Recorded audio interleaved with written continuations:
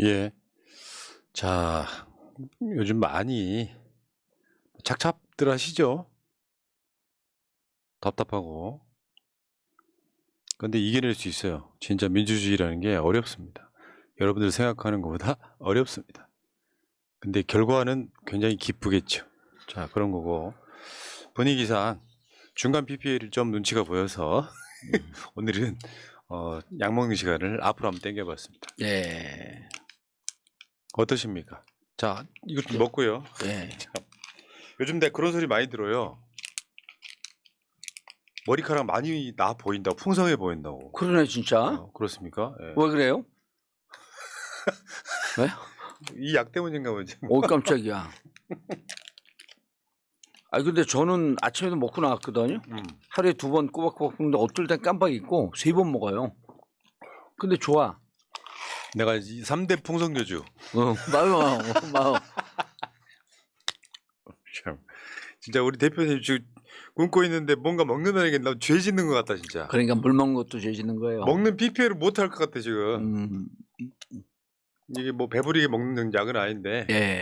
아니 근데 머리 빠진 사람들은 진짜 희망이 없어요. 네. 왜냐면 다 가짜거든. 아. 다 가짜예요. 그러니까 다 못 믿어. 그래서 그 2500년 전에 맹자가 그 말을 했잖아요. 불신 듬성 믿음 풍성. 그렇지. 맹자가 아니고 공자 같은데. 그 공자가 했나? 불신 듬성 네. 믿음 풍성 이게 한자 사자성어 아니에요. 보통 이제 여자분들은 어떠실지 모르겠는데 남자들 입장에서 머리 빠지는 건 굉장한 스트레스죠. 엄청난 스트레스. 그리고 이게 불안해 죽겠잖아요. 이게 얼마나 더 빠질까 멈출까. 그렇지. 그러니까 이게 특히나 아버님이 빠지는 사람들. 예. 아버님이 빠진 사람들은 불안해 죽겠는 거예요. 여자들은 아마 이해 못할 거예요. 이런 기분이 뭔지. 제가 그 재밌는 스토리가 우리 이제 학교 다닐 때 학생 운동하니까 학생처 직원들하고 맨날 싸우잖아요. 예. 근데 우리 전설의 학생처장 김세땡 뭐라는 분이 계신데 얼마 전에 자꾸 하셨어요. 난 그분하고 한참 싸우다 이제 나중에 결국 친해졌거든. 근데 또 MBC에 내가 엄청 친한 기자가 있어요. 김땡호라고. 김땡호. 근데 걔 아버님이 돌아가셨다 그래갖고 그 상가집을 갔거든요. 아니 그 학생처장의 아들이었던 거야 이 친구가.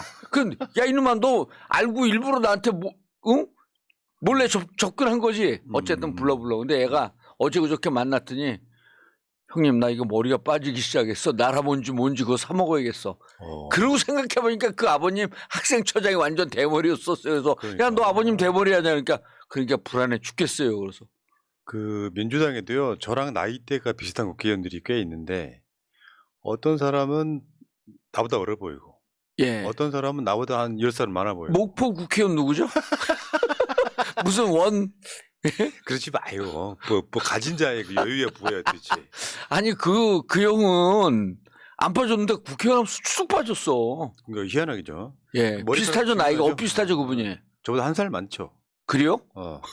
아따 표준 말 나오네. 아따 그러지 말은게요. 해난금 넣으면. 자 여러분 뭐 신소리 좀 했습니다만 이게 분명히 조롱의 대상이 아니고요. 머리가 빠진다는 것은 치료하면 요즘은 낫는 시대예요. 그럼요. 노력을 하면 나는 시대고 덜 빠지게 할 수 있고 그래서 샴푸도 많이 좋은 제품 많이 나와 있는데 한번 도전해 보시기 바랍니다. 나라모 드세요. 진짜로. 진짜 보장을 합니다. 나라모 드세요. 예. 자, 꾸준히 먹고 있는데 이건 맛있어서 먹어요. 그냥 저는. 이렇게 하나씩 씹어 먹으면 되게 고소해. 내가 그거를 진짜 이게 그 푸나님이 아는 게 요거로 잘 아는 사람들은 씹어 드시더라고. 고소하다고. 제가 어렸을 때 그 만주에서 게 타고 말장사 할 때 생쌀 씹어 먹었었거든요. 생쌀 씹어 먹으면 맛있어. 아따 그래요? 자 여기 저 BJ마트 집으로 고를 가시던가 아니면 검색창에 풍성교 뭐 또는 나라모 이렇게 검색하시면은 주문하실 수 있고요. 지금 좋은 건 같이 소문내야죠. 맞아요.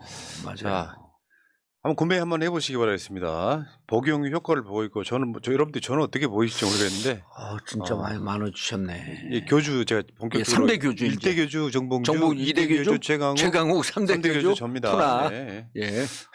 참 내가 별 광고를 다 하고 있다. 푸나님 그랬더니 우리 집사람이 오늘 아침인가 어제 근데 성이 푸시예요. 그 푸나님이라는 게 이름이 난님으로 알고 있어. 난님. 저 여기 저 탭 밑에 이름 쓰여 있어요. 예. 네. 뭐 근데 이름 아는 분들이 잘 없죠. 저도 최근에 알았으니까. 아니 익숙해지면 그렇게 불러요. 제가 예를 들어서 대도서관이라고 부르지 본명 안 부르잖아요. 맞아요. 네, 그런 식으로 닉네임은 내가 지은 이름이라서 나름 봉도사를 봉도사라고 그러지 정봉주라고 그러면 낯설잖아요. 그러니까요. 예. 봉도사 의원 뭐 이렇게.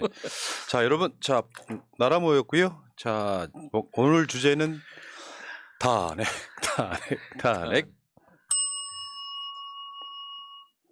전혀 다른 시각의 최고급 정치평론 정치천재 정봉주 지니어스 정 73번째 시간입니다. 지금 제 앞에 사랑하는 원장님 우리 원장님 정봉주 민주당 교육연수원장 나와 있습니다. 예, 안녕하세요. 정봉주입니다. 네. 오늘 긴급 제가 폭탄 선언합니다. 지역구를 곧 결정하겠습니다. 간을 보세요 이렇게. 아니 이미 정했는데 요 연말까지 발표하지 말아달라는 누구의 요구가 있어. 저는 알아요. 예. 개인적으로 아는데. 푸나님이 모르는 게 뭐가 있어요. 아니 그런 거 그냥 아는데 예. 여러분들 깜짝 놀라실 거예요. 여러분들이 바라는 바로 그 지역구일 겁니다. 네. 자, 바로 이야기 들어갈까요? 예.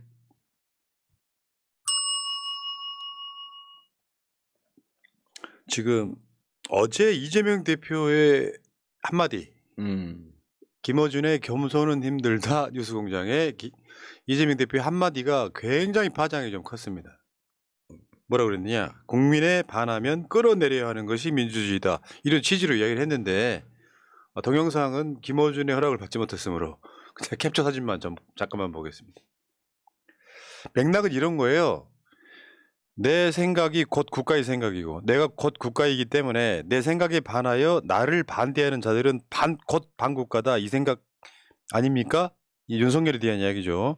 그 다음에 잘못할 경우에는 지적하고 정말로 국민의 뜻에 국민민복에 반하는 행위를 하면 끌어내려야 하는 것인데, 이제 이 지점만 딱 갖고 이제 탄핵 이야기라고 하는데, 뭐 큰 맥락에서 보면 탄핵이라는 소리일 수 있고요. 그러면서 그런 민주주의라고 하는 건 결국 국민의 국민이 주인인 국민이 지켜내야 된다. 그러면서 언제나 백성들이 나서서 스스로 싸워 지켰던 것이다, 민주주의란. 예. 이런 맥락으로 이야기를 해요. 그러니까 뭐 내가 윤석열을 탄핵하겠다 이렇게 조장한 건 아니지만 민주주의 원리를 사실 공자님 말씀 같은 정확한 이야기를 했던 거거든요. 요걸 이제 언론들은 가볍게 그냥 이재명이 탄핵론을 꺼내 들었다라고 이야기를 하지만, 다른 한점으로 보면 너무나 당연한 얘기예요. 예를 들면 저런 이야기를 뭐 공격이 무서워서 못한다면 그건 오히려 민주주의자가 아닌 거죠. 저희 이야기는 민주당 국회의원 모두한테 지금 나와야 되는 이야기라고 저는 생각을 합니다. 예. 저게 이제 법정신, 그다음에 헌법정신, 이런 걸 중심으로 봐야 되는데, 우리 국민들이나 이런 이제 언론들, 특히 이제 언론들도 그래요. 언론이 무척 이제 감정을 배제하고 드라이하고 기름기 딱 뺀 거로 기사를 쓰는 게 언론이거든요. 근데 이제 우리가 감정이입을 해서 기사를 쓰는 경우가 많잖아요. 대통령은 내란 외환죄 아니고서는 형사소추의 대상이 아니에요. 그렇죠. 현행범이라고 할지라도 형사소추의 대상이 아닙니다. 그럼 대통령이 잘못하면 어떻게 합니까? 대통령 신이 아니잖아요. 대통령 신이 아닌데 그럼 대통령이 잘못하면 어떻게 해야 돼요? 처벌할 수 있는 유일한 근거가 탄핵이라고 하는 법적 제도가 있는 거예요. 탄핵이 금기어가 아니고 금도를 가는 게 아니고, 그럼 탄핵은 누가 하는 겁니까? 탄핵은 국민이 하는 거예요. 근데 국민이 각자 생업에 종사하느라고 다 바쁘지 않습니까? 그래서 직접 정치를 못하니까 대신 정치할 수 있는 국회의원을 뽑아놓고 대의 정치를 하고 있는 거예요. 대의민주주의. 근데 국민들이, 거리에 나온 국민들이 매주 10만에서 한 30만 되는 국민들 탄핵하라고 얘기하잖아요. 그렇죠. 근데 이렇게 탄핵하라고 얘기한 지가 지금 6개월 넘었어요? 이 얘기를 듣지 않는 국회의원들은요, 책임을 방기하는 거고 국회의원 할 자격이 없는 겁니다. 맞지요. 국민들이 얘기하고 있잖아요. 그럼 왜 탄핵을 하라고 하는지 연구를 해봐야 될 거 아니에요. 현장에 가서 얘기를 들어봐야 되고. 너무 늦었어요. 늦어도. 한참 늦었죠. 국민들 마음속에서 탄핵 열차는 이미 6개월 전에 출발했습니다. 근데 여의도발 탄핵 열차가 이제 막 출발하려고 티켓팅하고 있는 중이에요. 그러니까 사실상 탄핵에 대한 논란은 지금부터 시작될 수밖에 없죠. 예. 민심보다 한참 늦게 가는 거긴 하지만 그리고 이제 여의 국회에서 100명 이상이 발의하고 200명이 찬성하고 찬성을 하고 3분의 2가 찬성을 하고 그럼 이제 그게 헌재 넘어가고 헌재에서 이제 그 인용될 건지 기각할 건지 아니 최악의 경우 기각될 수도 있어요. 기각될 수도 있습니다. 물론 그럴 가능성은 0%이지만 그래도 그것도 또 국민의 뜻이고 헌재의 뜻이에요. 가봐야 될 거 아닙니까? 그러니까 이게 한번 예행 연습해봤어요. 이상민 행안부 장관 예. 탄핵을 해봤는데 헌법재판소에 막혔잖아요. 예. 근데 정상적인 국민의힘식이었다면 분명히 역풍이 붑니다. 근데 지금 민주당한테는 역풍이 안 불었던 이유가 그 민심을 민주당이 다 막기 때문이에요. 맞습니다. 그러니까 일국의 장관을 탄핵했는데 역풍이 안 불어. 기각돼도 예. 연습해봤잖아요.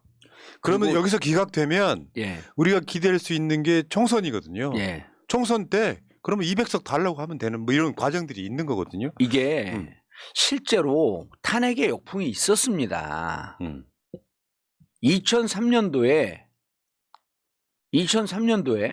노무현 대통령께서 이렇게 말씀을 하셨어요. 열린우리당이 잘 됐으면 좋겠다. 그게 선거 개입도 아니거든요. 근데 그거를 당시 꼬마 민주당하고 저쪽 뭐 그 민자당인지 거기하고 힘을 합쳤고 노무현 대통령 탄핵 가결을 시켰거든요. 국회에서. 탄핵 발의해서 탄핵 가결을 시켰습니다. 그게 3월 며칠이에요. 그리고 열린우리당이 지지율 10%대예요.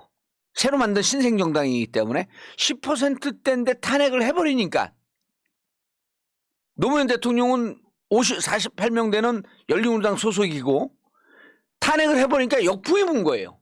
총선 때 어떻게 됐습니까? 152석으로 과반 의석을 열린우리당이 장악을 하자. 이런 게 역풍이에요. 그러니까 지금 이제 국힘 입장에서는 탄핵 잘못했고 역풍이 분 거고 지금 상황에서 우리가 이상민 탄핵 헌재에서 인용이 안 됐잖아요. 역풍 뭘 붑니까? 이상민 식물인간 됐어요. 식물장관 됐어요. 이상민 지금 무슨 힘을 냈습니까? 근데 아까 그 대통령은 형사소추 대상이 아니다. 예. 그래서 이제 현재에서 탄핵을 할 때 가장 중요하게 보는 게 위헌이냐 아니냐. 그렇죠. 위헌이 이런 헌법 거거든요. 정신의 위반. 그러니까 헌법 정신을 위반한 윤석열 이 건수는 제가 지금까지 기록한 거 형사적인 거 빼고 예. 42가지 정도 됩니다. 더 이상 어떻게 기다려요? 실제로 윤석열 1년 4개월 동안 제가 그 데스노트에 적어놓은 게 있어요. 윤석열 탄핵 사고가 한 42가지 정도 돼요. 이야. 그러니까 헌법 정신을 위반을 했을 때 이게 박근혜 탄핵도 그런 거거든요. 예를 뭐 헌재에서 판결을 할 때 주요 내용이 헌법 정신을 위반했기 때문에 당신을 파면한다 이렇게 얘기가 나오는 거죠. 예. 근데 지금 주요한 헌법 정신 위반한 3가지만 좀 알려드려 볼게요. 예. 일단 우리 헌법 전문에 나와 있죠. 3.1운동으로 건립된 대한민국 임시정부의 법통을 개정한다. 이건 지금 최근에 홍범도 등 관련한 논란들이 대부분 다 그 법통을 무시하는 거거든요. 지금 현실적으로. 맞습니다. 헌법에 나와 있는 걸 저걸 무시하고 있는 거예요. 예. 두 번째, 불의에 한가한 4.19 민주 이념을 개정한다. 이것도 위반을 하고 있는 거예요, 지금. 요건 어떻게 위반이 되는 거죠? 지금 계속해서 저 민주주의 뭐 하는 분들 예. 또는 국민들을 적으로 그걸 보고 반국가 있으면서 세력으로 예. 보는 거. 그리고 4.19 행사에 또는 3.1 운동 경축사, 8.15 경축사 등에서도 보면 실제로 뭐 일본은 파트너고 저거 하면서 국민은 뭐 반대 세력으로 몰고 있고요. 예, 맞습니다. 세 번째, 조국의 평화적 통일의 사명에 입각해야 한다. 이거 굉장히 중요한 거거든요. 왜냐? 이게 지금 그 통일부 장관이라는 놈 하나 예. 앉혀놓고 지금 통일부가 통일부 역할을 하는 게 아니라 북한을 반대 세력으로 몰아가고 있잖아요. 그러니까 통일부 자체를 만든 법에도 취지에 위배되지만 헌법 상황에도 위배되는. 그러니까요. 어제 보니까 윤석열이 있잖아요. 예. 한중일을 한일중이라고 발언을 공식적으로 시작했어. 그 이유가 있거든요. 한국이 일본으로부터 강점을 당하고 온갖 핍박과 학살을 당하고 했던 그 역사가 있기 때문에 같은 아시아권 내에서 일반적으로 일본 자체를 어떤 가장 쳐주지 않는 개념으로 한중일이라고 불렀었거든요. 예. 어제 지휘식 가가지고 한일중 이렇게 하더라고요. 한일중. 야, 아주 그냥 나라를 아주 그냥 망가뜨리네 이게.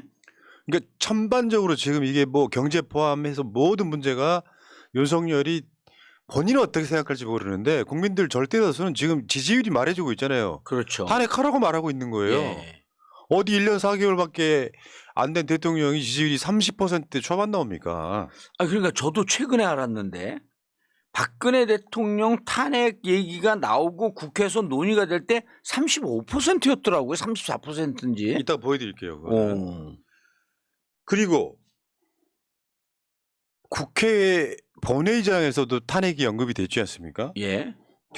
윤석열 취임하고 1년 4개월 만에 국회에서 당신 그러면 탄핵당할 수 있어.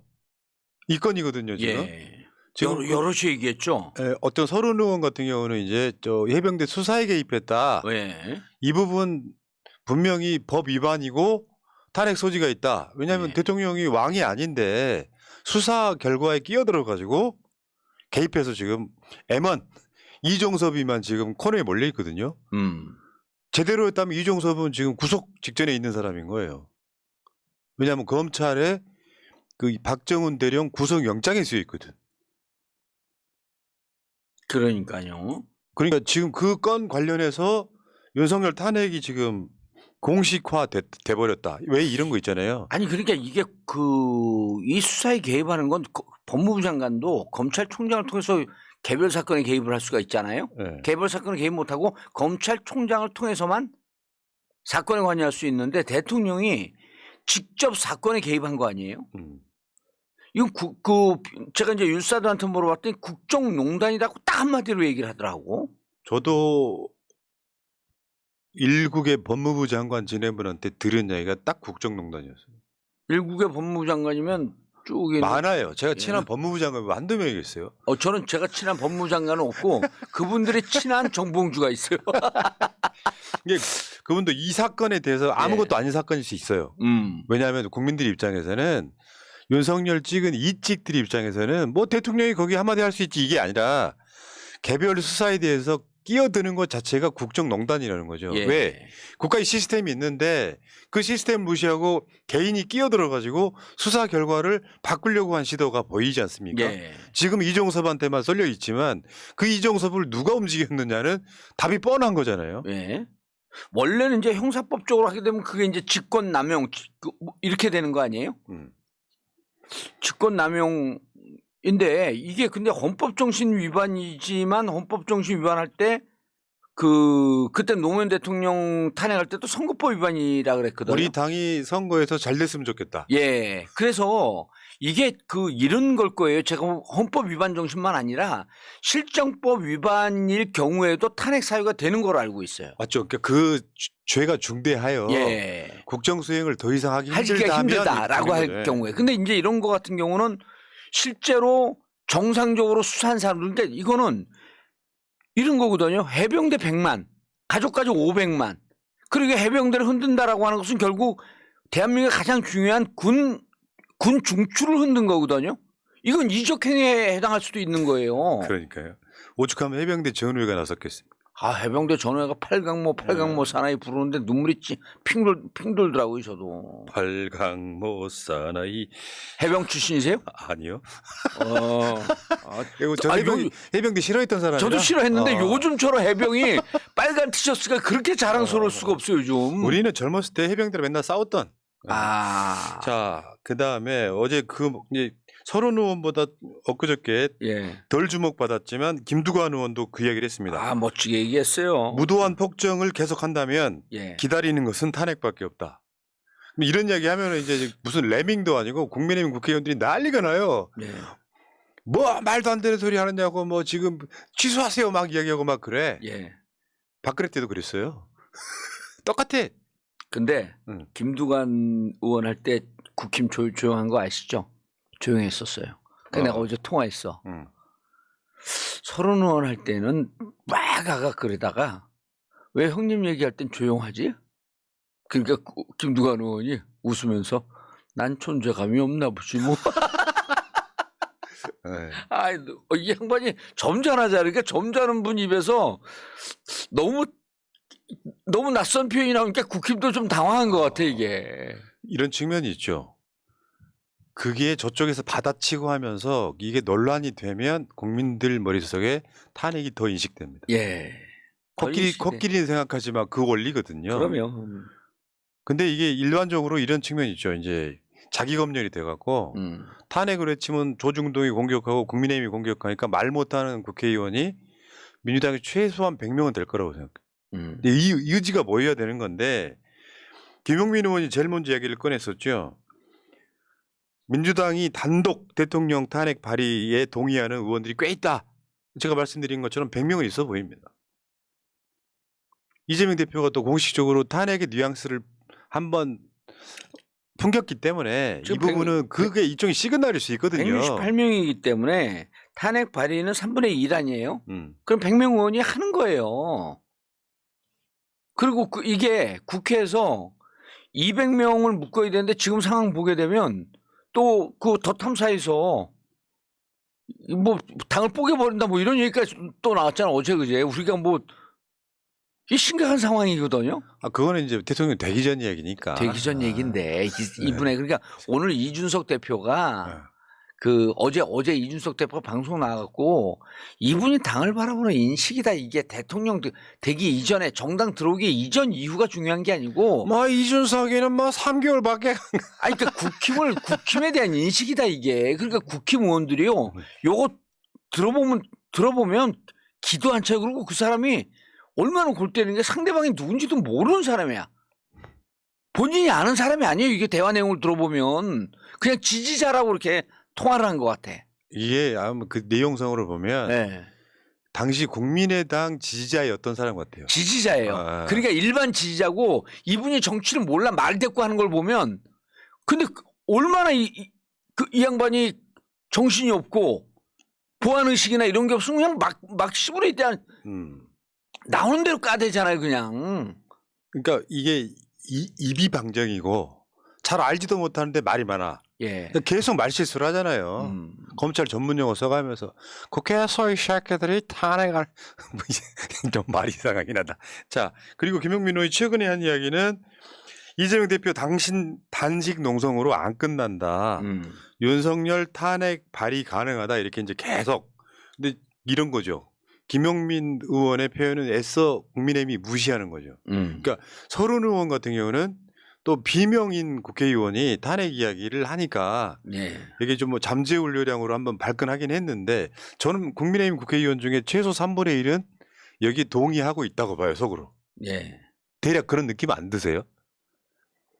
국민의힘 국회의원 한 30여 명 정도는 한 3, 40명 정도는 윤석열 탄핵 발의에 언젠가는 찬성 누를 사람들이다. 일단 이렇게 보는 거예요. 예. 그리고 그러면 우리가 그냥 이게 졌대요. 박근혜 대통령 탄핵할 때 민주당 의석수 몇 석인지 기억하시죠? 130석 정도밖에 안 됐어요. 123석 때 122석으로 이겼을 때. 그러니까 나중에 이제 보궐선거로 그래갖고 몇몇이 돼갖고 130석이 채 안 됐었어요. 그럼 70석, 234석이니까 100석이 왔다는 얘기거든요. 우호 지분까지 하게 되면 150석 간신히 넘어 150석이 될까 말까 했었어요. 국민의힘이 거의 50명 있다랬잖아요. 예. 당시에 새누리당이. 근데 이게 이걸로 끝나는 게 아니에요. 우리 같은 사람들 뭐 선동방송 한다 하시겠는데 또 우리나라 최고의 여론조사 전문가 박시영이 페이스북에 쓴 글이 저거예요. 국민은 윤석열 버렸다. 이제 국회도 윤석열 버려라. 여론조사 분석 후 든 생각. 저도 그걸 보거든요. 흐름상 국민들 입장에서 다수의 국민들은 윤석열 저거 대통령이 내려왔으면 좋겠네가 여론조사에 보인다는 거죠. 이건 과학이잖아요. 윤석열 좋아하는 과학. 그렇죠. 여론조사를 보니 국민들 저것도 이제 좀 뒷북 같은 게 저게 지금 고착화된 게 30대 초반으로 고착화된 게 1년 넘었잖아요. 그러니까 이 박시영의 이야기는 뭐냐면 지금 윤석열 탄핵을 해도 역풍 없다는 소리를 저렇게 돌려친 거예요. 이제 국회도 윤석열 버려라. 국민은 윤석열 버렸다. 요 말은 윤석열 탄핵해도 민주당 아무 리스크 없다. 이 뜻이에요. 그래서 저는 지금 탄핵의 키맨은 난 누구라고 생각을 하냐면 이제 민주당은요. 탄핵 열차 출발시켜야 돼요.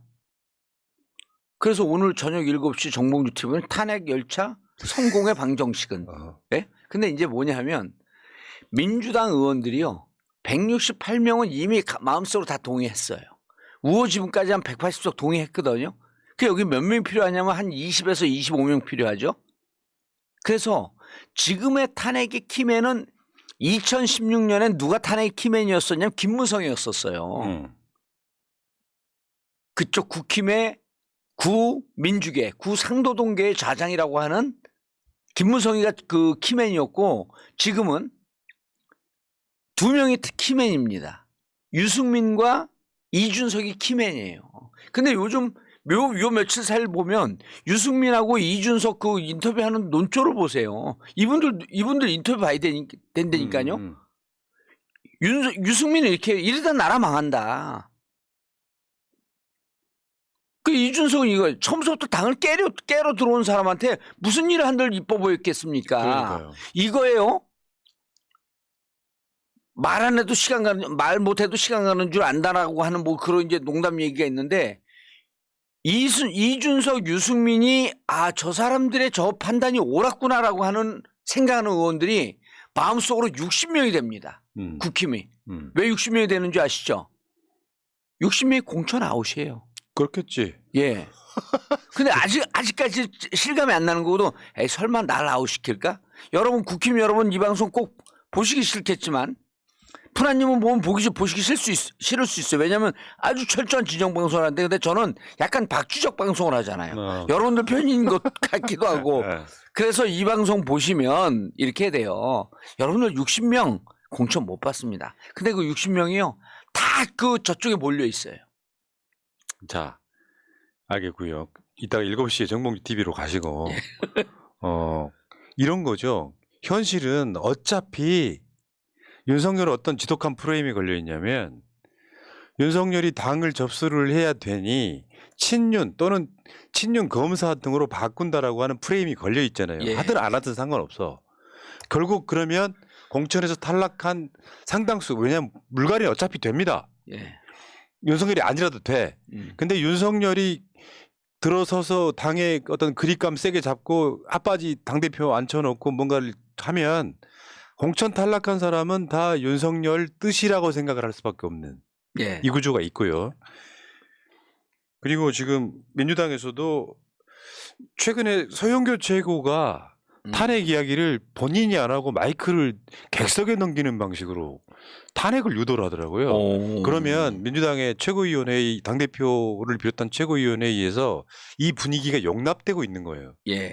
윤석열을 그러면 뭐 규탄한다 이렇게 아니고 윤석열을 그러면 객석에서 탄핵하라가 나와요 자연스럽게.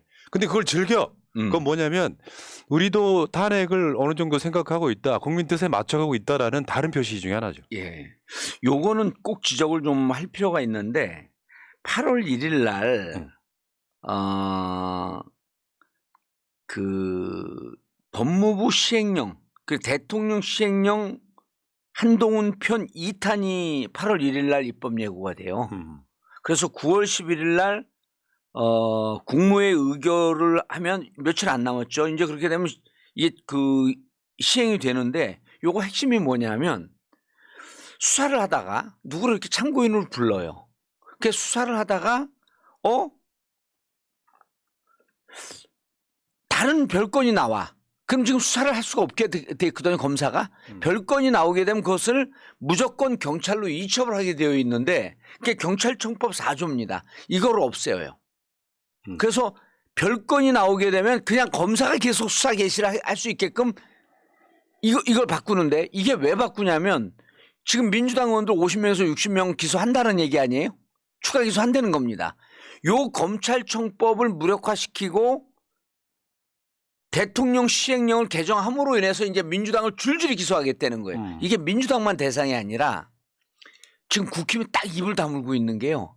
국힘 의원들조차도 50명, 60명 기소한다는 소문이 지금 여의도에 파다해요. 그러니까 니네 그때 그 대선 때 그랬잖아요. 야, 민주당하고 니들 한 3, 40명 작당해갖고 탄핵하려고 그러자 해볼 테면 해봐. 이게 하는 의원들 기소하겠다는 거예요. 캐비넷에 자료로 지금 꽁꽁 묶어 놓겠다는 거거든요. 국힘도. 그래서 탄핵에 동의 못하게 하겠다는데 이게 균형치가 무너지고 있는 게 보이잖아요. 그래서 이 녹취록이 이번에 중요한 거예요. 유승민의 발언이 중요한 겁니다. 이준석의 발언이 중요한 게 여러분 우리 다 공천 못 받습니다. 그 여러분들 다 그냥 줄줄이 기소합니다. 이럴 때 현직 국회의원으로서 탄핵에 동의할 수밖에 없습니다라고 하는 이 행간의 메시지를 국회의원들이 봐야 된다는 거예요. 그게 그러니까 윤석열이 지금 어떤 힘으로 예. 폭정을 하고 있지만 여러 프레임에 같이 걸려 있는 일종의 박쥐시대가 돼 있는 거죠. 왜냐하면은 그러면 국민의힘 국회의원들을 붙잡으려면 예. 마음으로 붙잡으려면 공천을 또 줘야 돼. 그럼 물갈이도 못해. 그러면 공천 혁신이 안 된 상태일 수 있는 거거든요. 예. 그러니까 어떻게 보면 국민의힘의 비윤 이런 국회의원들이나 정치인들이 오히려 지금은 갑이 될 수도 있는 상태. 맞습니다. 그런 상태인데 여러분들은 잘 알려지지 않은 여론조사 한번 볼게요. 연합뉴스 TV하고 연합뉴스가 공동으로 한 여론조사 매달 합니다. 저 여론조사 보면은 저 느낌은 어떤 느낌으로 봐야 되냐면 윤석열 지지율은 더 오르지 않거나 정반대로 윤석열 지지율은 조금씩 떨어지고 있다를 볼 수 있는 거예요. 아마 이거는 거의 알려지지 않아가지고. 근데 지금 현실적으로요.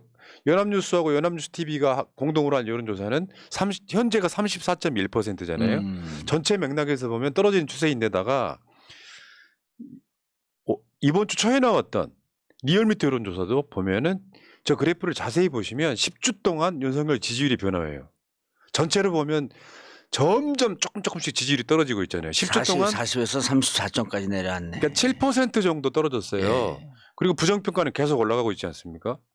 그럼 저거는 제가 봤을 때는 더 이상 오르거나 내릴 가능성은 없어요. 탄핵 발의되기 전까지는.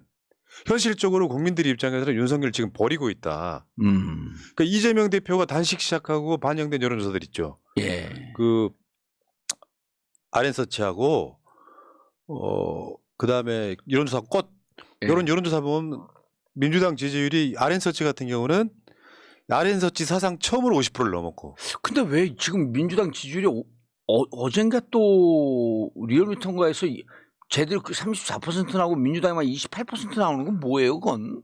그 여론조사는 설문, 항목이나 순서 배치를 좀 보셔야 되고요. 예.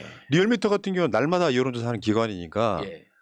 그래서 또 여론조사 꽃 같은 경우는 민주당 지지율이 55%까지 찍어버렸잖아요. 자동응답 기준. 예. 그러니까 흐름이 민심 속에는 언론들이 아무리 이야기를 안 하고 있어도 이재명 대표의 단식이 민주당 지지율을 끌어올리고 있는 건 맞죠. 예. 그리고 윤석열 지지율은 지금 고착화가 아니라 지금 저 흐름을 보면 조금씩 빠지고 있는 거죠. 조금씩 빠지고. 근데 저는 35% 정도는 버틸 힘은 없다고 봐요. 저게 30%가 무너지면 쭉 빠질 것 같아요. 그러니까 이건 이제 국회가 어느 정도 액션을 본격적으로 취하기 시작하면은 일부 상승합니다. 아, 박준영 교수가 재밌는 얘기를 했는데 저기가 이제 그 아까도 이제 제가 말씀드렸지만 34% 35%일 때 박근혜 대통령 탄핵 얘기가 나왔거든요. 근데 마지막에 지지율이 몇 프로까지 가냐면 5% 12% 무너지고 5%까지 가거든요. 그러니까 12% 20%가 무너졌기 때문에 탄핵 얘기를 한 게 아니고 선호를 분명히 봐야 된다.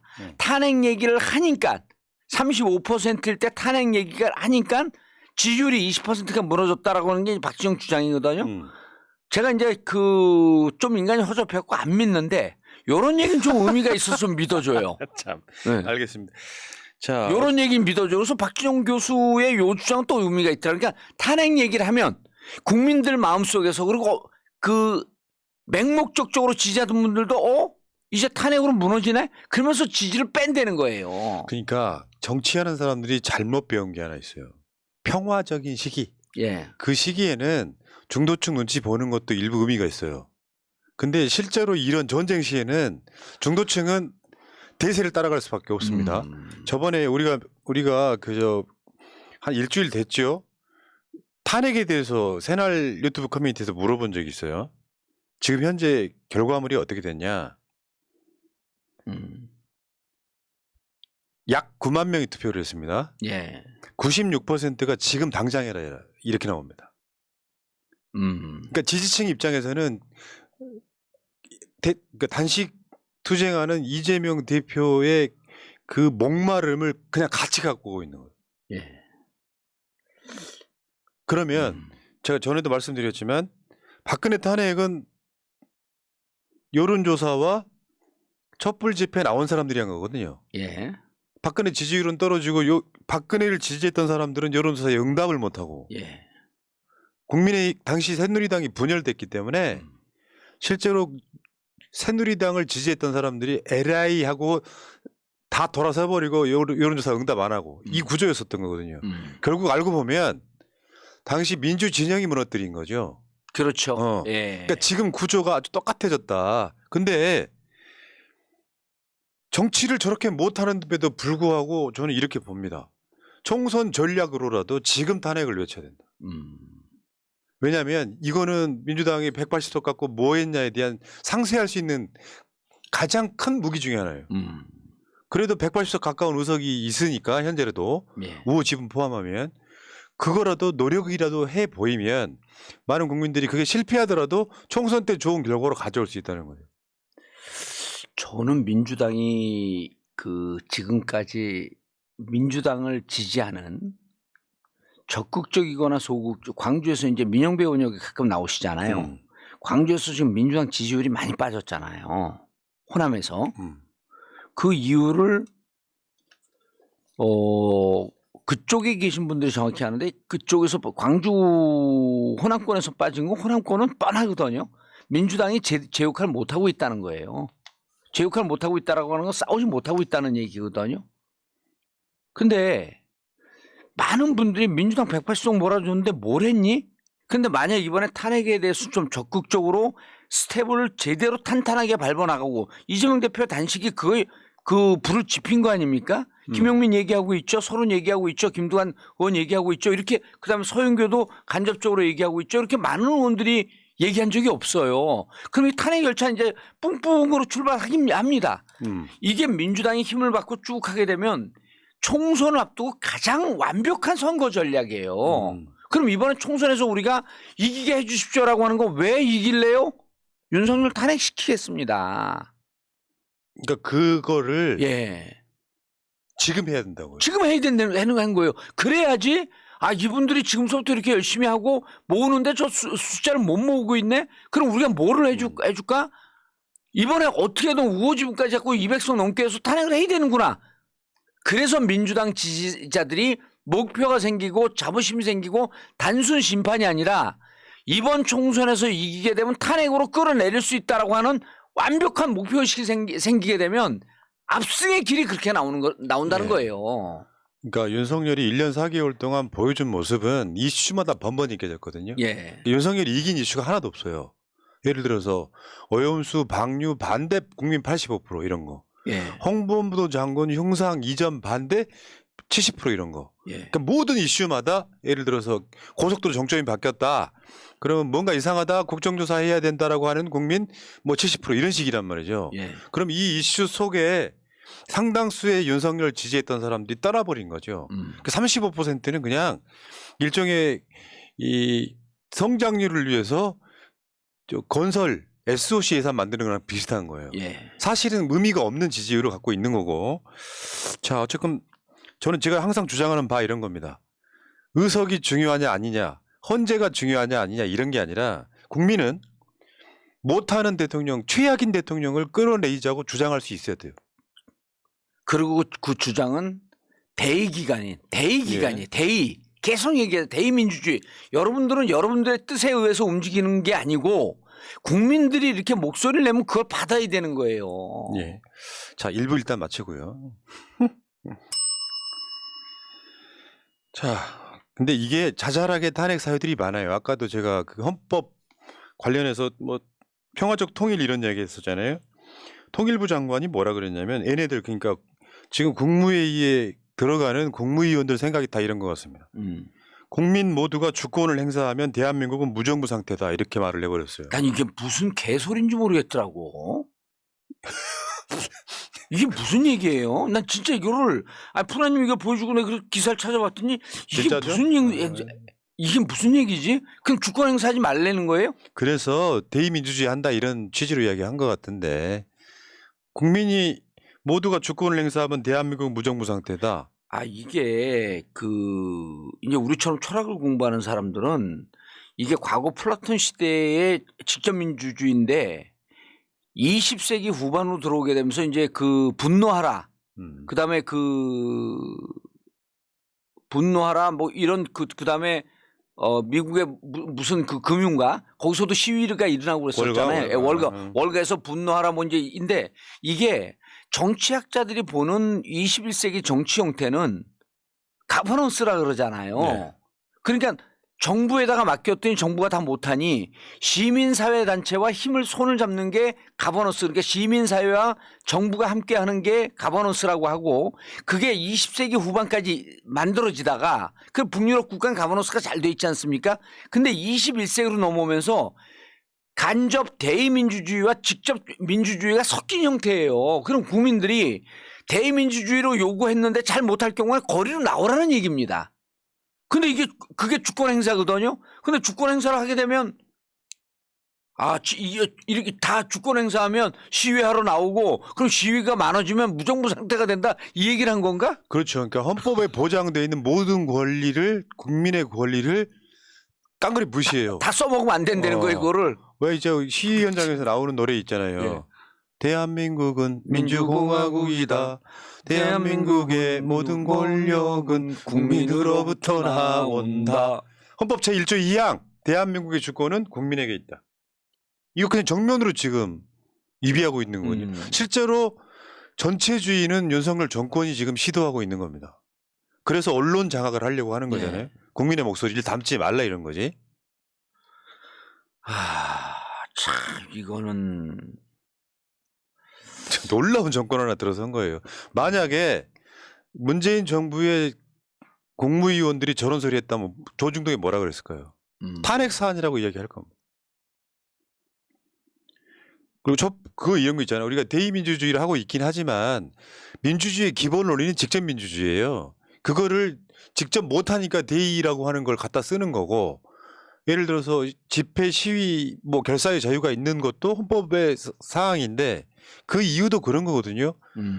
국회의원들 못 믿겠으면은 시민들 촛불 집회 나와서 직접 시위해라, 집회해라 이런 거거든요. 그럼요. 근데 뭐 국민 모두가 주권을 행사하면 대한민국은 무정부 상태다. 그러니까 그구라 소리를 듣는 거죠. 참 이게 참.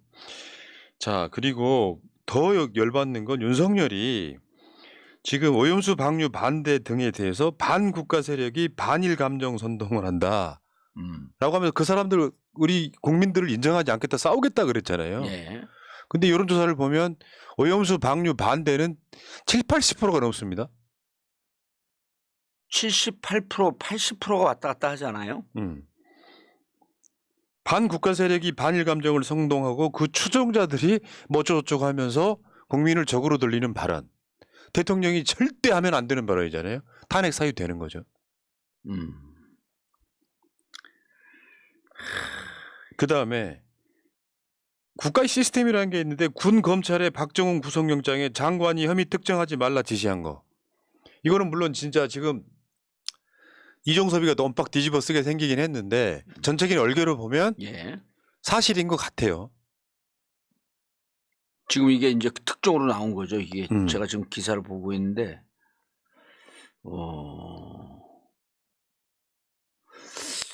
이건 장관도 탄핵 사유 되는 거 아닌가요?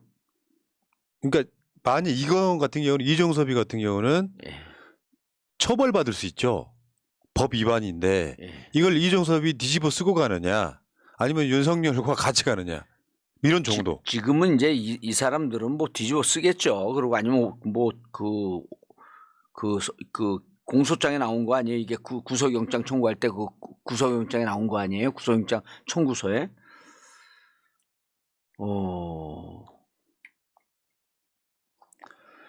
장관 이종섭 장관은 이번에 이제 저거 아닙니까?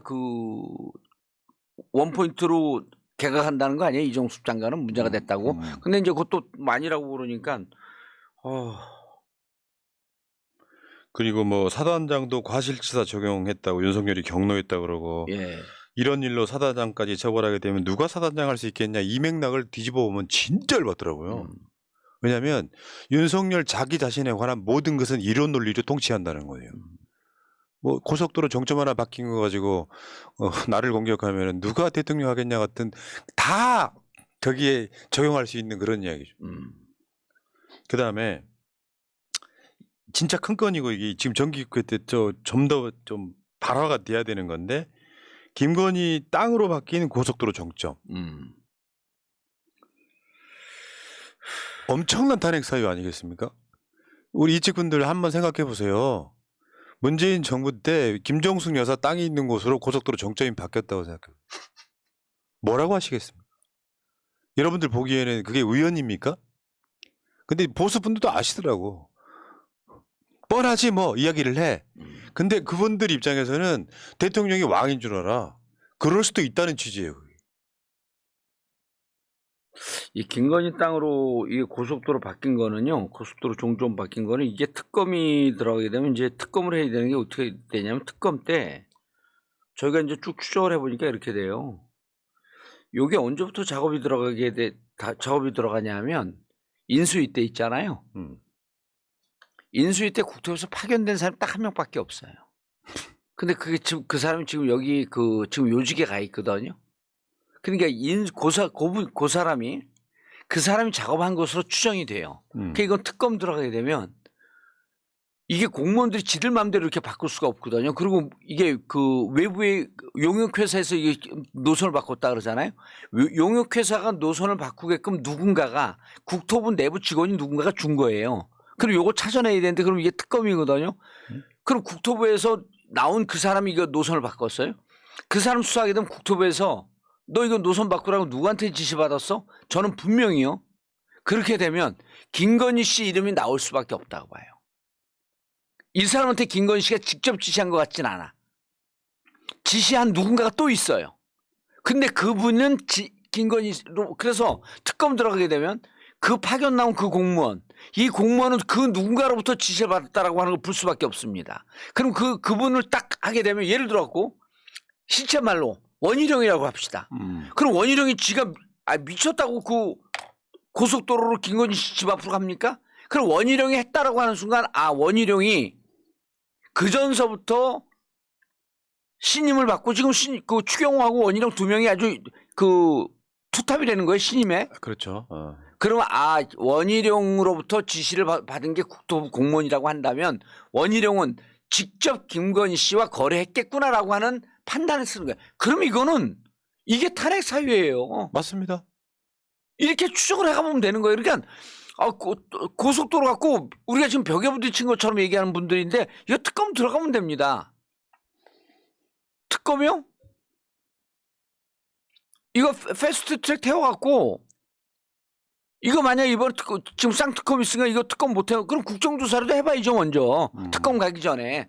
국정조사는 충분히 할 수 있거든요. 이건 민주당이 하라는 거예요. 이게 박근혜가 탄핵됐던 네 글자가 국정농단이거든요. 예, 국정농단입니다. 농단이 1+1. 농단이 무슨 소리냐면 시스템 무시하고 모든 권력을 한 사람이 쥐고 있으면서 국가의 근간을 흔들었다 이런 뜻이거든요. 농단이란 표현이. 예.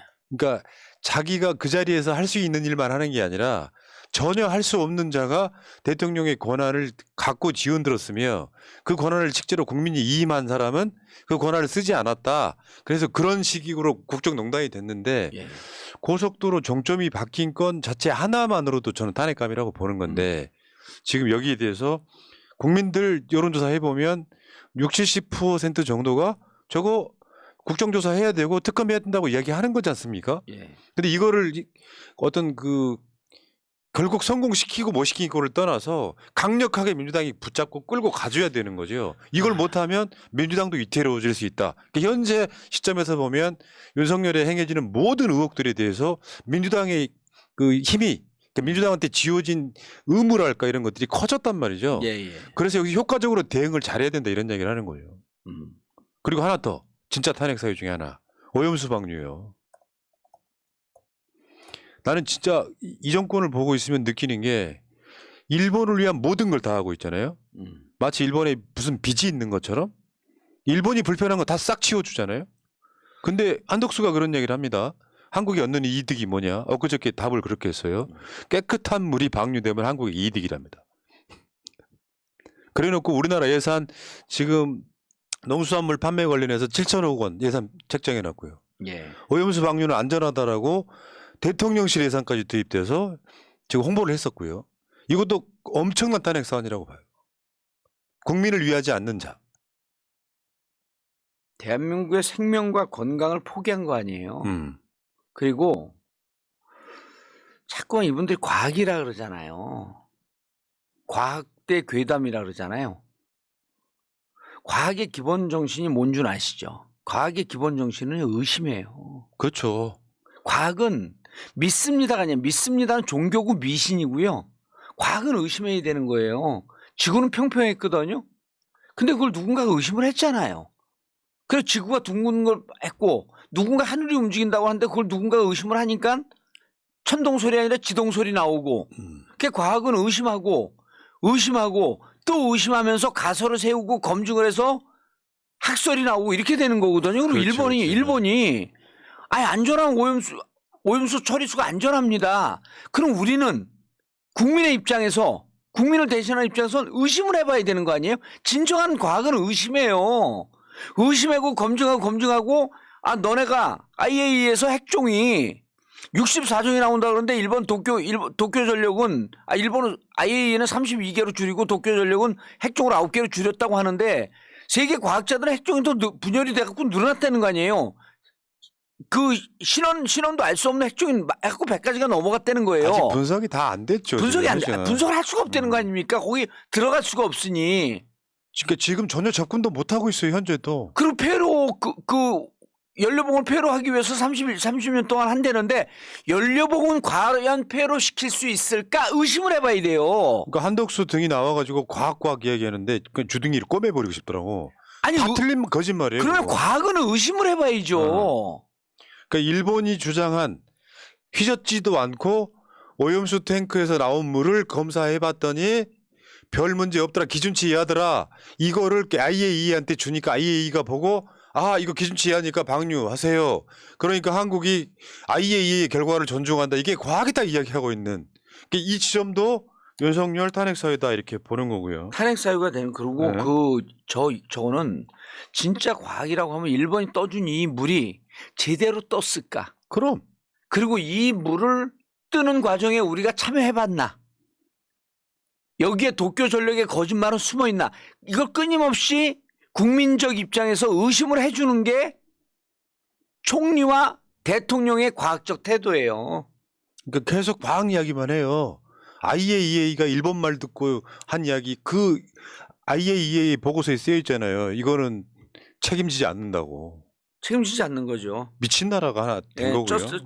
justification 정당화가 없는 거예요.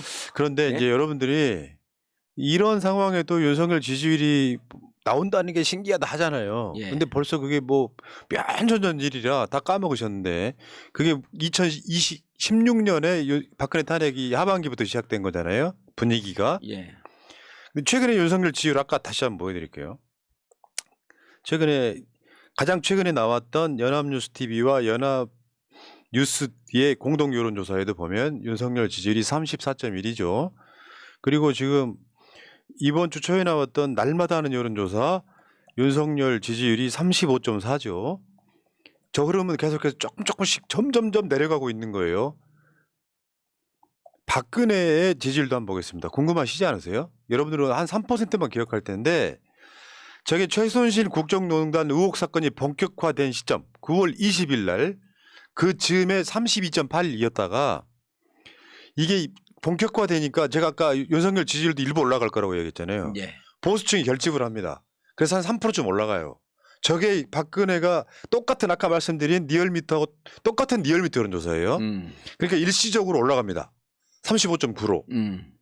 그러면서 점점점 떨어지기 시작해요. 조때가 35.9대, 요때가 탄핵 얘기가 나올 때죠. 그렇죠. 그러니까 탄핵 이야기가 나오면서 지금 박근혜가 허둥지둥하면서 예. 무슨 개헌을 하네, 예. 뭐 저 국무총리를 누구를 임명하네 맞아요, 하는 시점인데 맞아요. 예. 박근혜가 나와서 시정연설을 했을 때 또 조금 올라가요. 그러다 결국에는 쭉 빠지는. 그럼 뭐예요 지금? 그래서 박근혜가 개헌이라고 하는 맞불로 저 열기를 막아보려고 한 게 그 24일인 거죠. 그러니까 결국은 그걸 못 막아내고 네. 일부 보수층들의 그러니까 10월 결집이 24일. 조금 있었지만 네. 결국은 저런 추세로 가더라 이런 얘기예요. 박근혜 임기 기간 내내 지지율 한번 볼까요? 이렇게 돼 있어요. 처음에는 긍정평가가 좀 많아. 근데 중간쯤 오면서 지금 지지율이 이제 소위 말하면 이제 우리가 봤을 때는 골든 크로스가 이루어지는 거고. 예. 그 결국에는 저렇게 되다가 결국엔 쭉 빠지면서 그냥 4년 만에 탄핵되는 이 상황까지 왔었거든요. 현실 지금 윤석열 지지율이나 당시 박근혜 지지율이나 똑같습니다. 공교롭게도 35%예요. 그럼 민주당 그 의원들이 조금 알아두셔야 될 게 박근혜 대통령 탄핵되고 보수가 괴멸됐잖아요. 보수가 괴멸되고 그때 2020년에 우리가 총선에서 이기고 난 다음에 이해찬 대표가 뭐라 그랬냐면 20년 집권하겠다 그랬어요. 그게 맞는 얘기인데 이제 우리가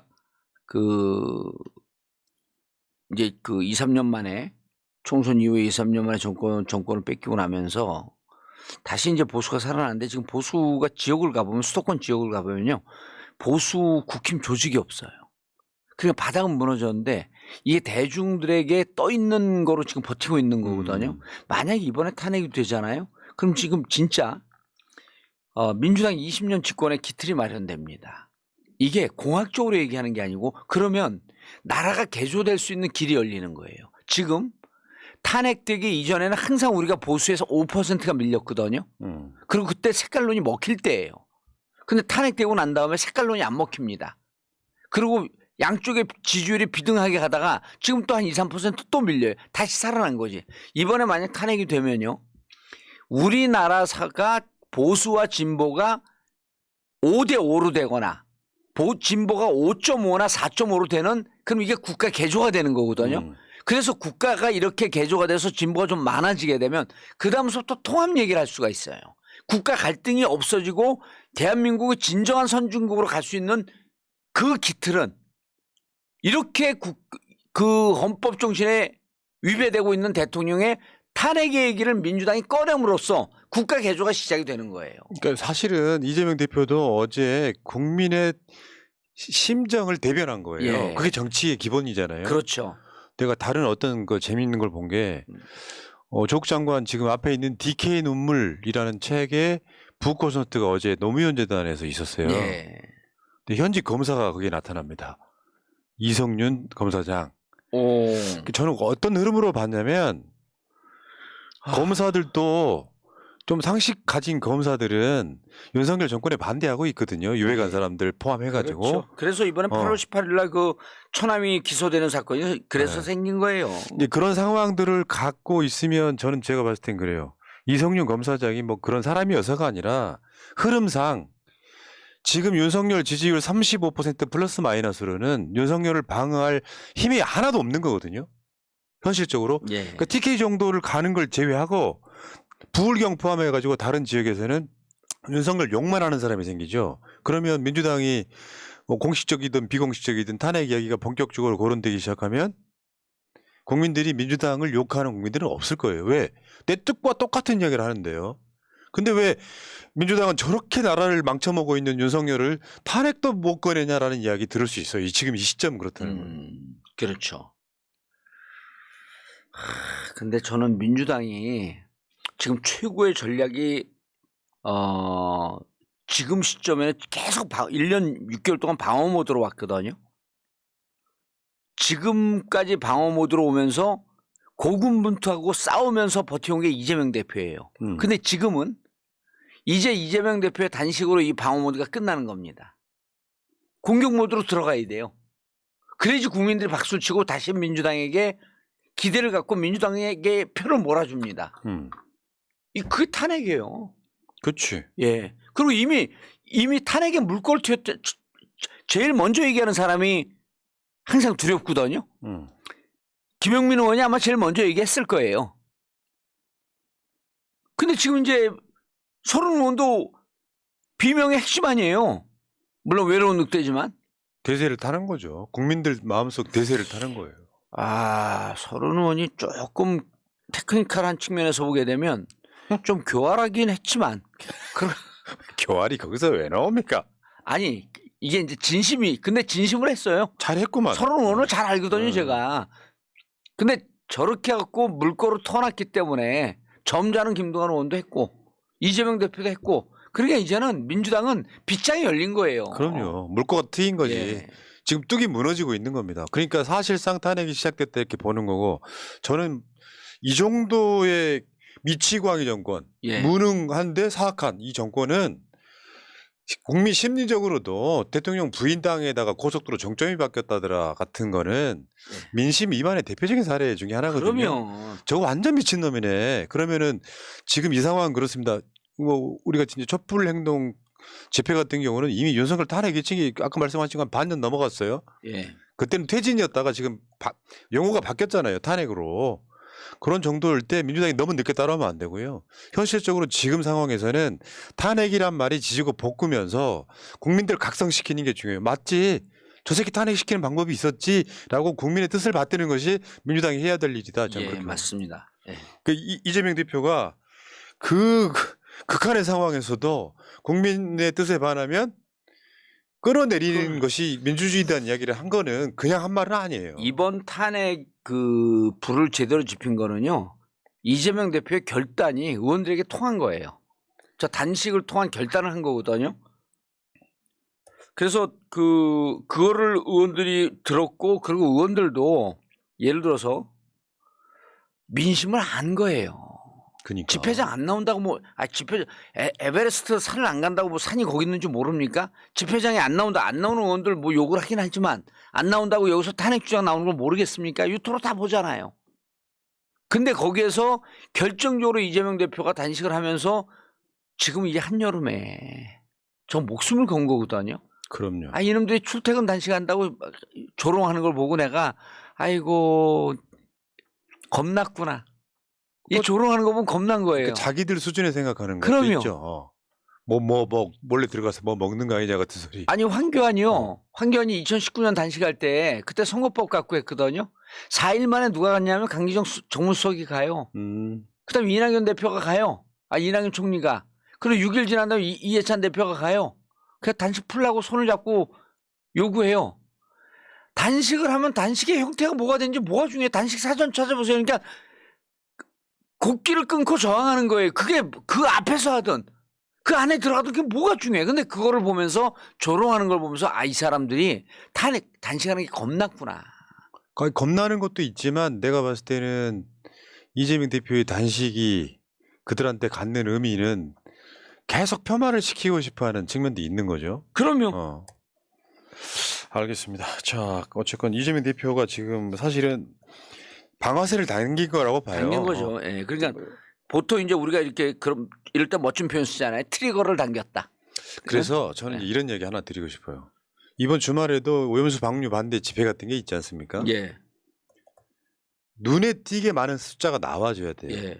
그러면 탄핵운동 시작되는 거죠.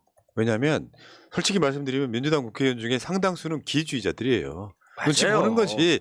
이거 여기저기 눈치 보면서. 근데 국민이 정말 엄청난 구름 인파가 나왔다 그러면 입장들이 다 바뀌어. 이제 아우팅하는 거지. 아니 이번에 탄핵 얘기가 나왔기 때문에 이제 눈치를 보고 있던 난 그분 눈치를 보고 있던 분들이 긴가민가 했던 분들 좀 더 나올 것 같아요. 상황이 그렇죠. 지금 예. 전혀 관심 없는 사람들도 이재명 대표 단식장에 이제 가고 막 예. 하다못해 태영호도 이제 어. 오늘 보니까 이재명 대표 단식을 뭐 다른 이유로 오긴 했지만 예. 그러니까 그러면서 자꾸 시선이 그러니까 태영호는 생각 잘못한 거예요. 태용호는 나 갔으면 좋겠어요 그 나라로. 그러니까 그러면서 시선을 더 모으고 언론이 예. 보도하게 예. 만들고 하는 것. 그럼요. 아직도 이재명 대표 단식하는지 모르는 사람들이 있습니다. 있어요. 왜냐 언론 보도가 안 나갔으니까. 근데 태영호가 갔더니 보도가 나와요. 이재명 대표 단식 중이었어 하는 사람들이 생기는 거거든요. 예. 근데 전 그렇게 생각해요. 투표 대선 때 안 했다는 사람이 그런 얘기를 단식한다는 얘기를 듣고 그건 잘하네. 이런 얘기 하는 사람 내가 엊그저께 들었거든. 자기 투표 안 했대요. 정치 싫어가지고. 근데 자기들 입장에서 이런 게 있거든요. 이재명 대표한테 뭐 사법 리스크네 뭐네 이야기하지만 윤석열한테 질려버린 거예요. 사람들이. 기본적으로 그래. 정치 관심 없는 사람은 이념 이런 거 하나도 안 중요합니다. 근데 장사를 하려고 보니까 엉망진창인 거예요. 죽겠는 거예요 지금. 저번에 한번 택시 기사들 뭐 코로나 때 많이 빠져나가가지고 택시 기사들 생계 보살핀다고 택시 요금 올렸었잖아요. 예. 그 이후에 택시 기사들 4,000명이 그만뒀습니다. 택시 기사들한테 안 가니까 그 돈이 회사한테 꽂히니까요. 그렇죠. 해봐야. 이게 대한민국 현실입니다. 예. 여기까지 하겠습니다. 예, 오늘은 여기까지. 자, 광주에 출마라고 하시는 분이 있는데요. 제가 욕을 너무 많이 해가지고 출마 못해요. 푸나님 출마하라고요? 광주 출마하래요. 어떤 분들이 뭐 근데 내가 윤석열 욕을 얼마나 했겠어요. 그러면 이제 그 지점만 잘라가지고 이제 그게 타겟팅 되면 안 되니까 이번 총선 출마는 포기하는 걸로 욕 안 하고 유튜브 영상 다 지우고 한번 생각해 보겠습니다. 예. 저도 출마 포기할까요? 하지 마. 해. 깜짝이야. 자, 정치 천재 정봉주. 자, 물러가고요. 이따가 딱 30분 후에 전현희 제 7대 권익위원장과 함께하겠습니다. 이따 봬요. 고맙습니다. 예, 감사합니다. 민주주의 평화 통일 다 죽어간다. 이대로는 놔둘 수 없다. 자, 다시 한번 해보는 거야. 자, 다시 한번 싸우는 거야. 자, 손 맞잡고 어깨를 걸고 우리 함께 이기는 거야. 자, 다시 한번 해보는 거야. 자, 다시 한번 싸우는 거야. 자, 손 맞잡고 어깨를 걸고 우리 함께 이기는 거야. 자, 다시 한번 해보는 거야. 자, 다시 한번 싸우는 거야. 자, 손 맞잡고 어깨를 걸고 우리 함께 이기는 거야. 자, 다시 한번 해보는 거야. 자, 다시 한번 싸우는 거야. 자, 손 맞잡고 어깨를